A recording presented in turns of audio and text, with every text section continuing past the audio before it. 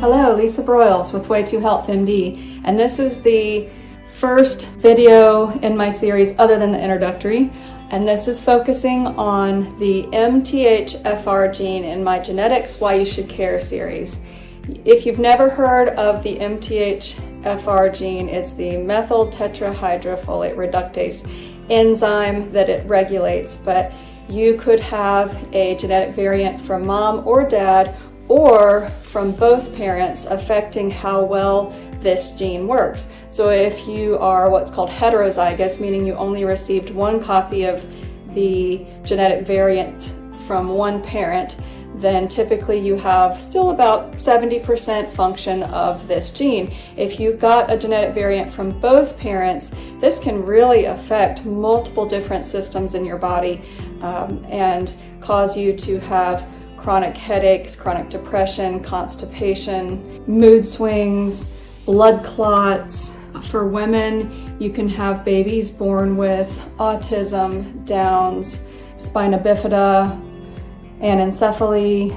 That's because this enzyme and this gene regulates folate metabolism. It helps your body recycle and reuse its folic acid appropriately. The problem is you cannot put this little methyl group on your folate to recycle it properly if you have a variant in this MTHFR enzyme.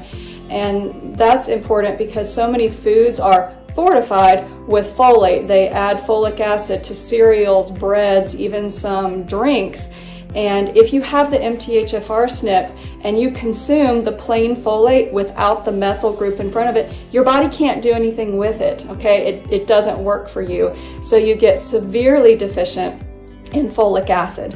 So before I knew about any of this, I remember patients that had been diagnosed with MTHFR through other doctors, maybe through a miscarriage or something, and they were put on prescription folate, but it was the wrong form. And looking back now, we need to understand that the form matters. You have to get L-methyl folate in order for your body to use it properly if you have an MTHFR SNP. So other symptoms of an MTHFR that's not working properly can be hypothyroidism, low white blood cell count, people that don't tolerate alcohol well, even a little bit, heavy menstrual cramping and clotting, or people that develop DVTs, pulmonary embolisms, blood clots at an early age.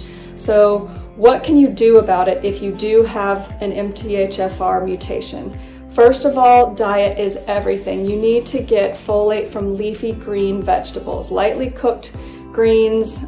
Spinach is wonderful for this. Spinach also has magnesium. So the MTHFR gene needs several nutrients in order for it to work properly. You need B9, B12, B2, B6. You need protein and you need magnesium. Okay, so if you are a vegetarian and you have an MTHFR mutation, it can be really difficult and you'll have to supplement with some methylated B vitamins. In your diet, if you're trying to get a source of riboflavin, which is the B2, you can get that from liver, lamb, mushrooms, spinach, almonds, salmon, and eggs.